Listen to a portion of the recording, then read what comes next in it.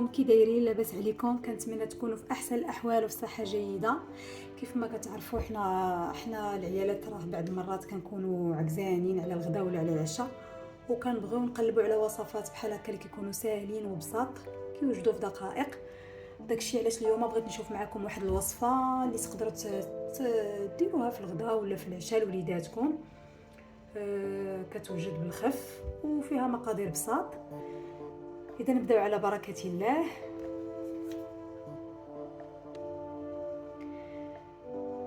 عندي هنايا 2 بطاطات كبار اللي قشرتهم، 3 البيضات، عندي لا داند فومي مقطع هكا شرائح رقاق، وعندي فخوماج، اي فخوماج من الاختيار ديالكم، حتى هو مقطع شرائح رقاق. تقدروا تستعملوا الموتزاريلا، انا استعملت هذا الفرماج كان متوفر عندي.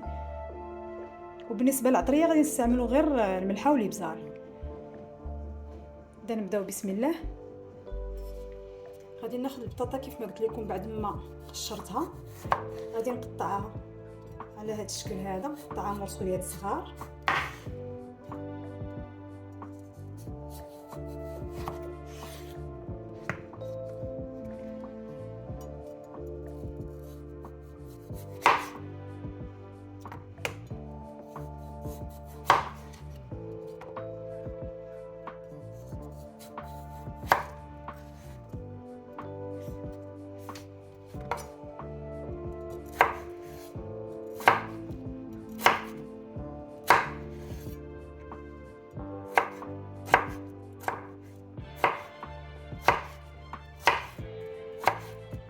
حاولوا ديروهم مرسيات صغار بزاف بحال هذا الشكل هذا.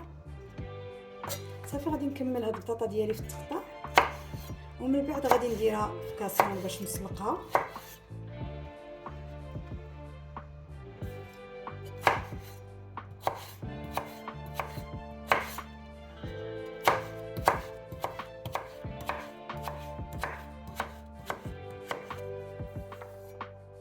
صافي من بعد ما كملت البطاطا في التقطاع غادي نديرها في كاسرونه.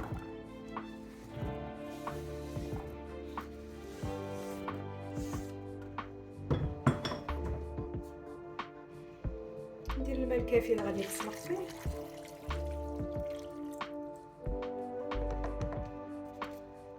صافي نديروه فوق البوطه.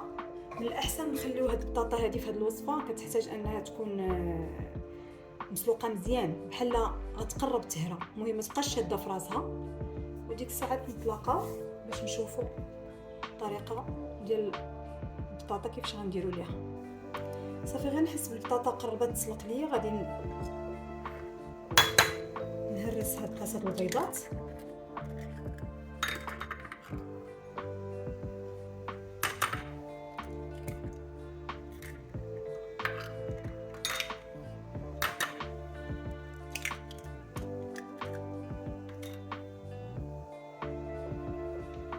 نضيف شويه الملح على حسب الذوق، شويه البزار،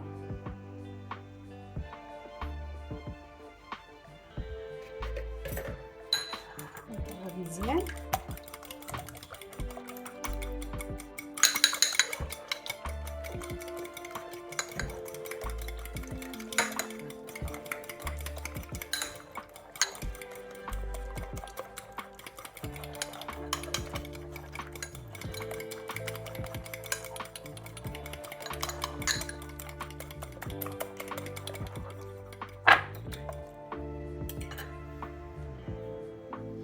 البطاطا تسلقات ووجدات معنا كيف ما كتشوفوا، راه كتجي مسلوقه مزيان.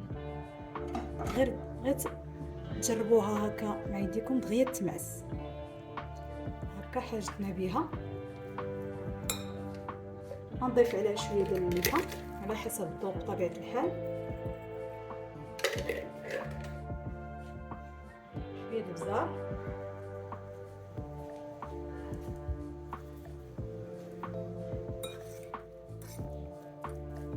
نحرك له واحد شويه، دخل معاه هذيك الملح وديك البزار.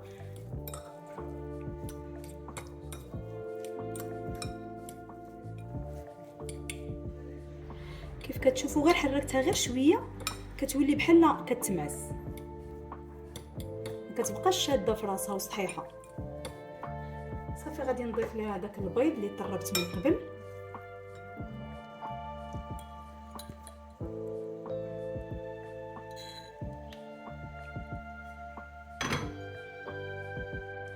صافي نخلط العناصر كامله.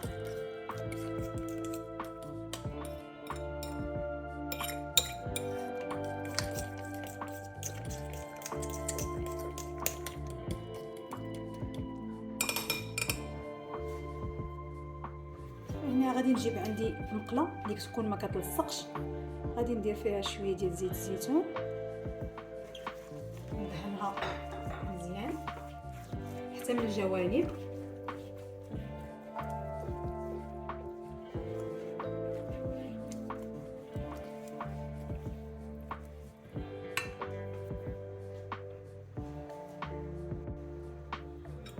غادي نخوي نصف كميه ديال داك الخليط ديال البيض والبطاطا.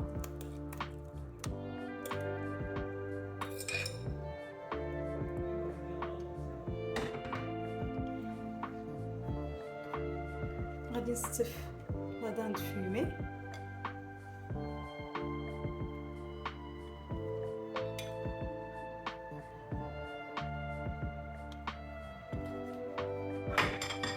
ندير فوق منو فرomاج.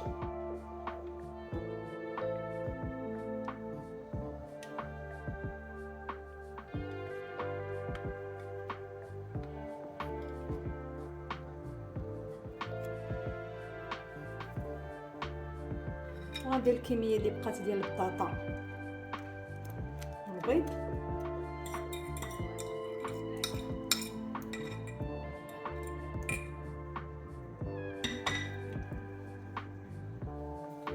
صافي فاش كنبسط هذيك البطاطا والبيض ديك الطبقه الاخيره على هذا الشكل هذا، كنحاول نغطي الجوانب.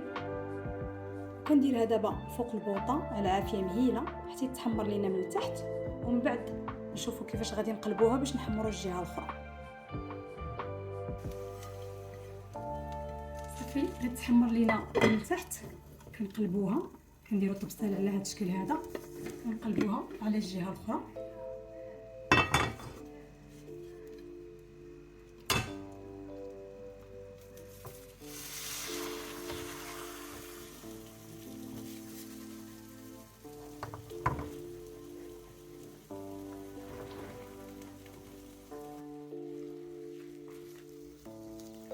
بعد ما كتحمر لينا الطرطه ديال البطاطا كتجي على هذا الشكل هذا.